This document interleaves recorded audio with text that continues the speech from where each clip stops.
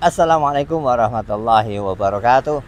Pemirsa, Nur Hadi saat ini berada di lapangan Mataram, Kota Pekalongan, masih membacakan Memoir Sang Mujahid. Kali ini kita masuk pada subjudul Memantik Bahagia untuk Sesama. Tidak sehari pun Ustadz Haris absen dalam memberi pelajaran kepada anak-anak dan keluarga beliau. Apa yang Ustadz Haris ajarkan juga bukanlah dari ucapan semata, namun beliau senantiasa memberikan contoh-contoh kebiasaan baik dalam kehidupan sehari-hari. Selain kebiasaan mengaji Al-Quran selepas salat subuh, kebiasaan lainnya dari Ustadz Haris yang sering dilakukan adalah sikap murah dan loyal kepada keluarga. Tidak pernah sekalipun beliau bersikap sangat perhitungan kepada keluarga. Setelah menikah dengan Bu Aat, untuk beberapa waktu Ustadz Haris memang masih sering pergi ke Belanda. Pernah suatu ketika saat kembali ke Indonesia, beliau membawakan istri dan adik-adik beliau oleh-oleh. Macamnya juga banyak, mulai dari makanan hingga pakaian, seperti jaket atau sweater asli Belanda yang bagus-bagus dan berkualitas tinggi.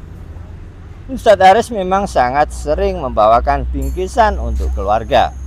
Kepedulian beliau ini pun selalu disambut bahagia oleh pihak keluarga. Tidak hanya kepada keluarga saja, Ustadz Haris menunjukkan sikap loyal dan perhatian kepada mereka yang bukan dari kalangan keluarga pun tidak luput dari perhatian serta sikap peduli beliau. Misalnya, yang dicontohkan di depan anak-anak beliau saat memborong dagangan penjual kerupuk yang ditemui di jalan.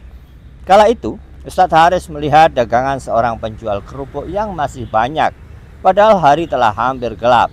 Oleh beliau, dagangan tersebut langsung diborong dan dibayar dengan nominal yang lebih banyak dari seharusnya. Inilah salah satu kebaikan yang dicontohkan kepada anak-anak beliau. Pada akhirnya anak-anak Ustadz Haris turut mewarisi jiwa yang dicontohkan oleh sang ayah. Dalam diri anak-anak beliau ikut terpatri rasa empati dan iba pada para penjual yang ditemuinya.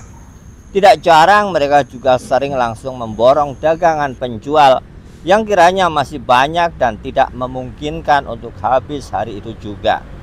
Selain untuk diri sendiri, dagangan tersebut biasanya juga disedekahkan kepada orang-orang di sekitarnya. Pernah suatu ketika, Ustadz Haris yang sedang bersama putra beliau melihat penjual keset berkeliling menjajakan dagangannya. Kepada anak beliau ini, Ustadz Haris lantas meminta tolong untuk memeriksa keset di masjid apakah masih bagus atau perlu diganti. Setelah mengetahui bahwa keset-keset di masjid perlu diganti, Ustadz Haris langsung membeli keset tersebut dalam jumlah yang banyak. Saat membayar kepada penjualnya pun beliau lagi-lagi memberi uang lebih. Masya Allah. Inilah beberapa hal yang diteladankan Ustadz Haris kepada keluarga beliau. Seiring berjalannya waktu dan keberhasilan beliau dalam membina bahtera rumah tangga, ada mimpi selanjutnya yang ingin Ustadz Haris capai. Kali ini bukan hanya untuk keluarga. Impian beliau ini nantinya akan lebih diutamakan untuk umat Islam secara lebih luas. Rencananya, Ustadz Haris ingin mengembangkan sektor ekonomi dengan prinsip Islam sebagai dasarnya. Harapan beliau, umat Islam akan turut merasakan manfaat dari segi perekonomian. Dipikirkanlah sebuah rencana untuk mewujudkan mimpi beliau ini. Memang niat mulia tidak selamanya menggaransi kemulusan eksekusi. Disinilah kehidupan Ustadz Haris dan keluarga akan kembali mengalami tragedi.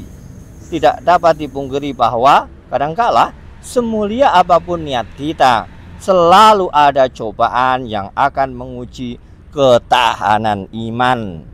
Di saat ujian itu datang, pilihan kita ada dua, antara tetap melanjutkan perjuangan atau mundur saja, dengan artian kita sudah memilih untuk kalah. Nah pemirsa, episode keempat sudah habis.